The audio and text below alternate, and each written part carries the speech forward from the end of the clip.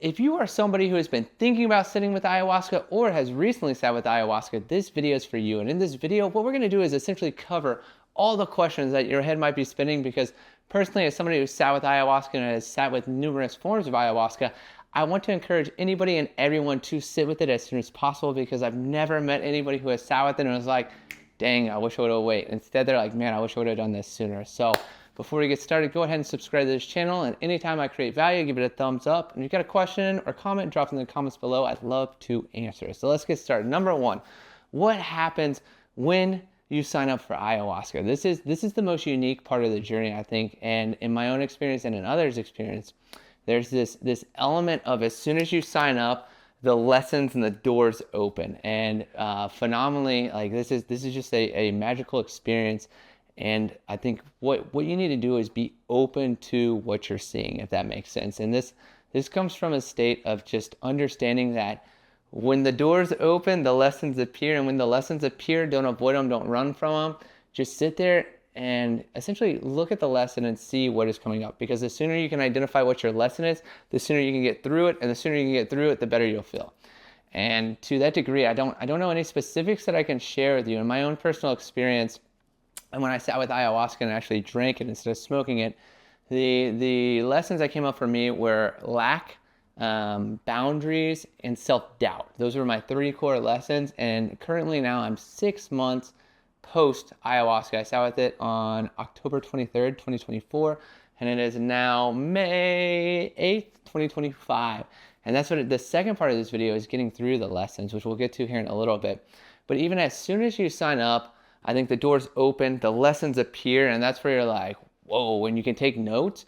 But as soon as you start Dieta, I think that's when the lessons really start amplifying. And for those of you who don't know, the Dieta is essentially a diet that you eat to cleanse your body. And the more you follow the Dieta, I think the better experience you have. And that's what I've heard from a lot of people too, is like, you know, the more deep you can go with your experience.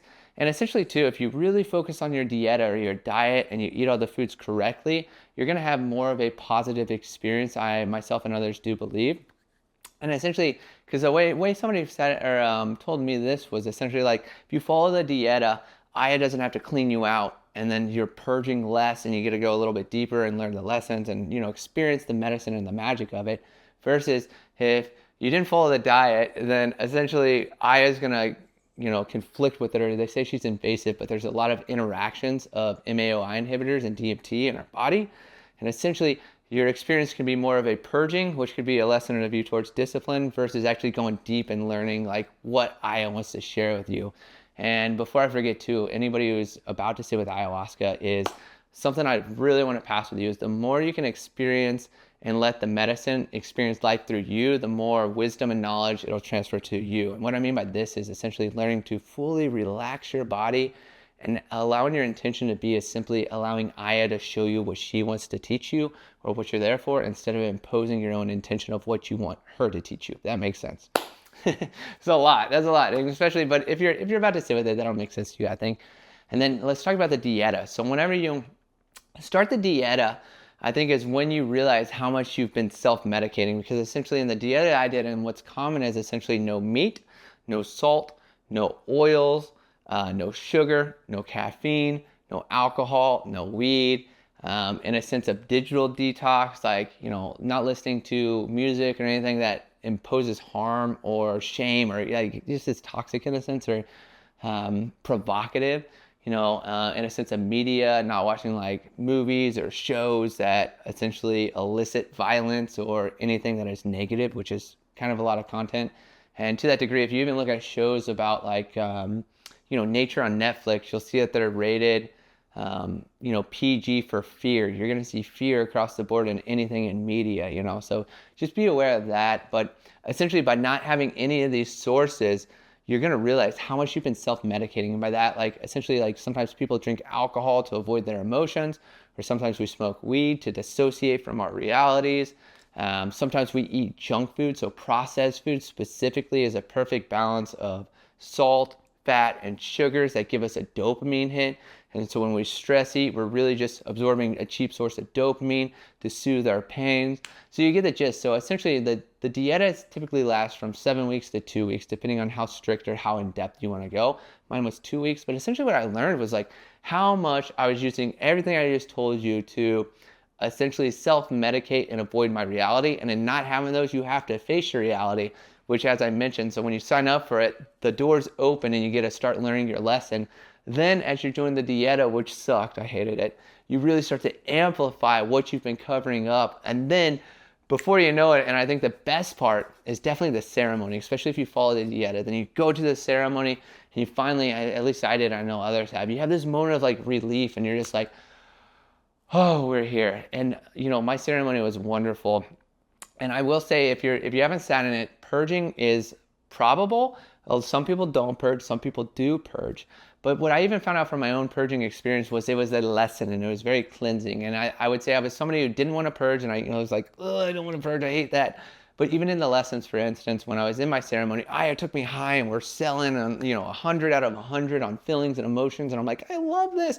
And then bam, she dropped me and made me purge. And when I was purging, I was sitting in this place of like, oh, why'd you do that? Like, kind of like the victim. That even came up in my lesson. And I was like, why'd you do that? And the more I was bitching and complaining about it, the more she was making me purge. And then I was like, oh. And then, as soon as I got out of it, life got better. I started feeling better and we went back in the rhythm. But she endlessly used this purging as a moment to take me off the high horse, drop me down and see how quick I could recover. So just know that if you purge in ceremony, it will be a lesson. But honestly, like, you are so in the cosmos and experiencing DMT and an MAOI inhibitor that you're essentially just like, wow. Like, and then you're like, ugh, you have your purge and you kind of forget about it and you jump right back in it. So honestly, if you're afraid of the purge, let me be the one to just share with you. It's not as bad as you think. And you'll get through it and it'll be a part of your lesson, but don't let that hold you back from sitting with ayahuasca. And for instance, I was somebody who purged like 3 times, and in my sitting, I'd say the others might have purged around that many times as well. Now let's talk about the fun part. And if you ask me, the hardest part about sitting with ayahuasca has been post, because essentially what happens is when you're sitting with it, you kind of like, I experienced the magic and all the fun and the play, and then, the purging moments were a little bit of the lows, but then was just like, came out of it and was like, wow, I saw my future. I saw, what I wanted to experience. And I was like, let's go get it. And I thought the lessons would be softer, but actually afterwards, in the past 6 months after sitting with ayahuasca up till now, I think I've really been going through the lessons. And if you've made it this far in the video, something I want to share with you is if you finished sitting with ayahuasca and you're just getting to your post ceremony, the one thing I'd address to you is remember your core lessons. So like I said, mine were boundaries, self-doubt, and lack. Write those down somewhere, because essentially your life for the next 6 months or so, from what I've heard about everybody else's experience, you're going to be continually hit with these lessons. And what you want to do, what you might do first is avoid the lessons, because you might be like, oh, this is just a trap or a lesson, but it's a game of how quick you can solve the lesson and move through it. And you're going to see these lessons come up time and time again. The intensity will drop, but the goal is to just address them and solve them as quick as possible. And that is like the absolute key of this video. So if you guys have made it this far, please like even pause it, rewind it, go back to this. But after 6 months, you're gonna get really good at working through these lessons. And the better and quicker you get at working through these lessons, to the point that they're almost annoying you and you're like, why does this keep showing up? You haven't learned the lesson. So continue to go through it and solve the problem.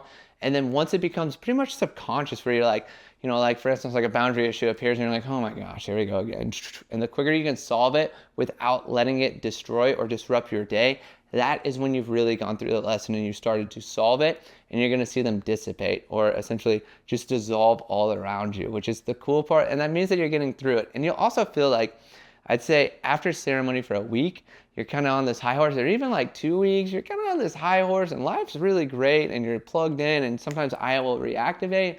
And then as that fades out, I think that's where you kind of go into this deep low of really doing the work, solving the problems.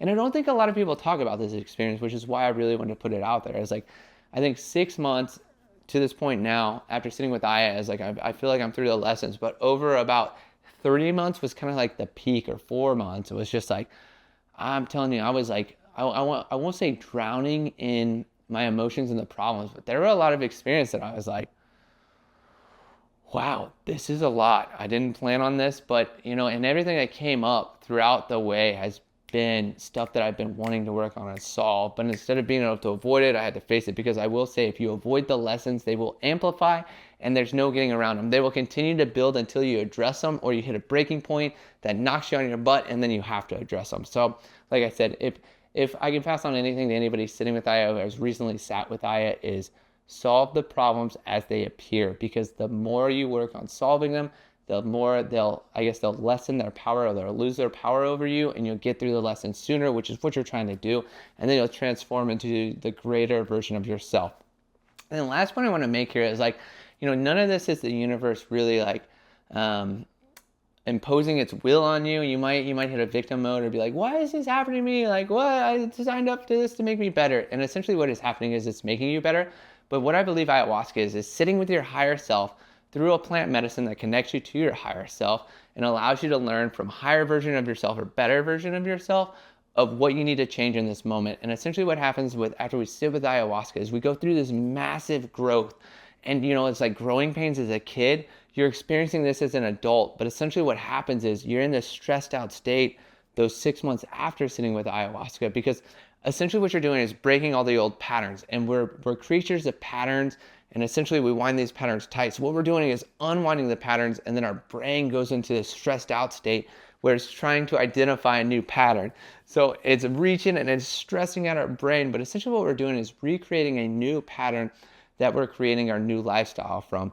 And those growing pains can be a little intense, they can be stressful, but the one thing that you need to do is stay grounded through the entire process. And what I did essentially through this was I doubled down cold plunging, I doubled down saunas, I teach yoga, so I naturally was doing yoga once a week.